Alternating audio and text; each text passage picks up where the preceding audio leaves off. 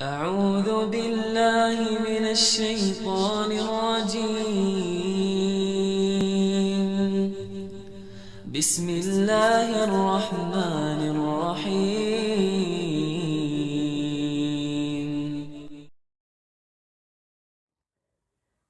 Assalamualaikum warahmatullahi wabarakatuh.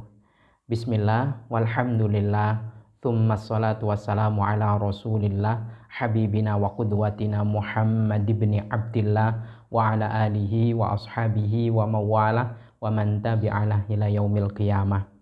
Wa ba'dah. Ini kali pertama saya mendapatkan pertanyaan melalui ruang inbox saya di FB.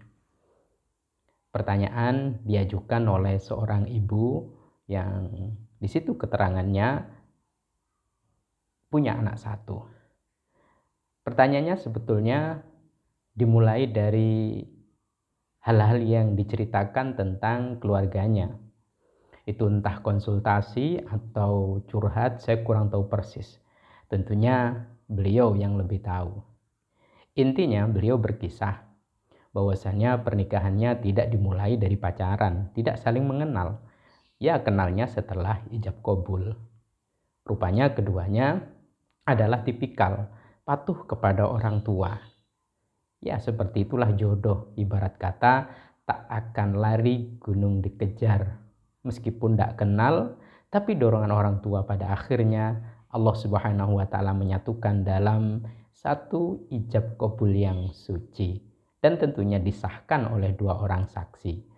Nah, beliau bercerita, mulai menikah sampai punya anak satu, kok sikapnya dingin, kok rasanya hubungannya itu komunikasinya hambar, jarang mendapatkan pujian, meskipun berusaha untuk melakukan hal yang terbaik. Tapi juga tidak pernah seperti membentak, memarahi yang berlebihan, apalagi main kasar, main tangan, tidak pernah. Hanya saja ungkapan seperti I love you itu tidak pernah. Ungkapan-ungkapan atau sikap-sikap yang menuju kepada romantisme itu rupanya tidak pernah.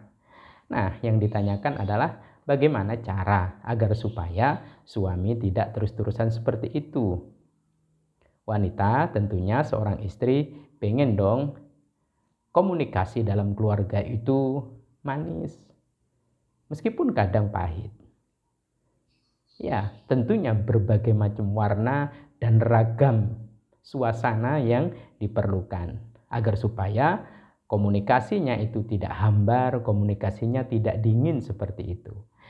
Nah, penting untuk kita pahami bersama-sama.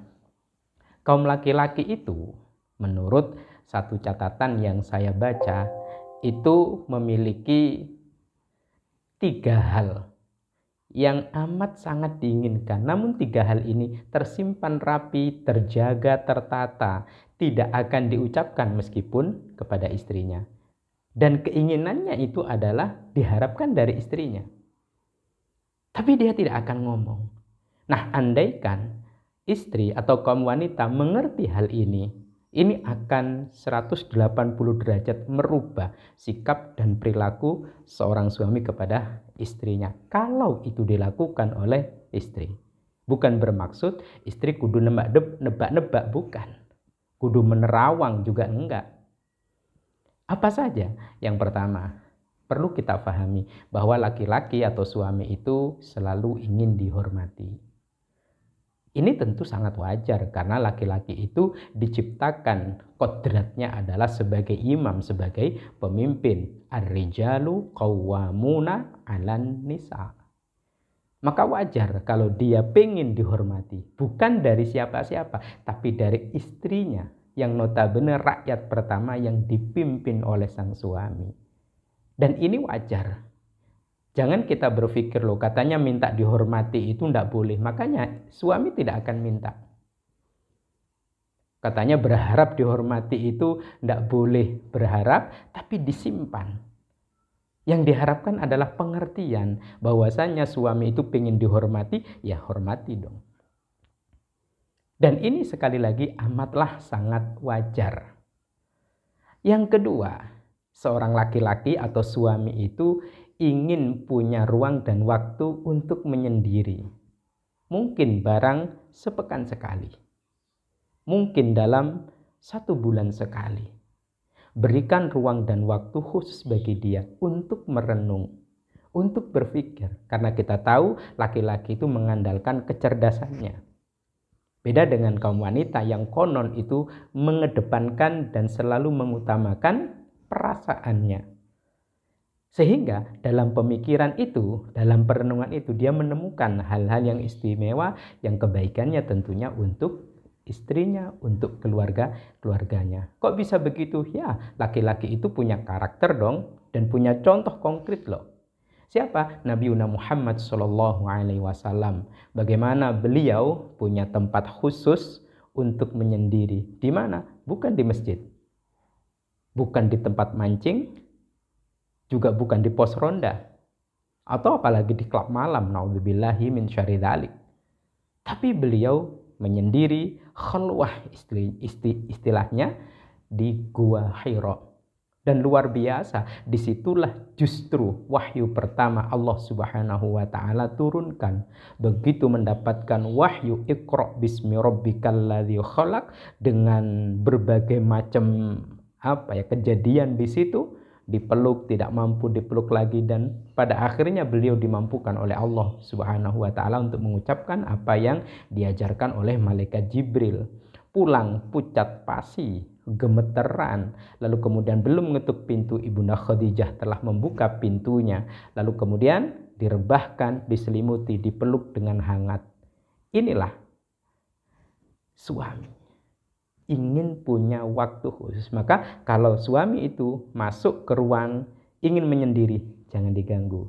Berikan ruang dan waktu untuk menyendiri. Pasti kebaikannya akan tidak kemana-mana, kembali kepada istri dan juga anak-anaknya. Yang ketiga, suami itu selalu ingin tahu sikap dan ucap atau perbuatan apa yang disukai oleh istrinya. Kalau mengucapkan terima kasih itu menyenangkan istri, sampaikan.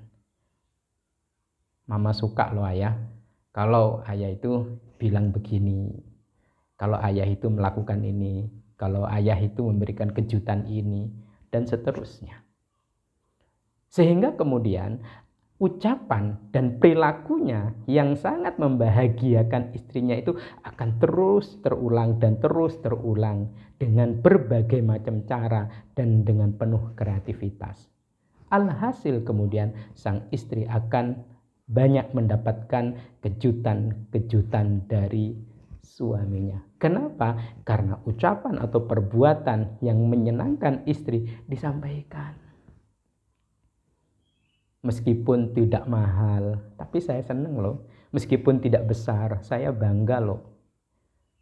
Meskipun tidak banyak, tapi saya bersyukur kepada Allah, terima kasih, dan seterusnya.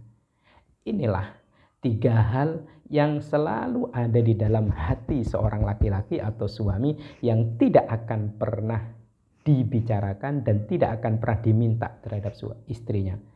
Karena dari itu, kaum wanita, ibu-ibu, pahami, mengertilah 3 hal ini. Insya Allah suami jenengan klepek-klepek. Yang ngomong laki-laki, yang ngomong adalah seorang suami. Ngerti bahasa klepek-klepek? Luluh. Klepek-klepek itu akan terus memberikan utuh kasih sayangnya kepada sang istri. Mungkin ada ungkapan tak akan pindah ke lain hati. Semoga bermanfaat. Wallahu a'lam bishawab. Assalamualaikum warahmatullahi wabarakatuh.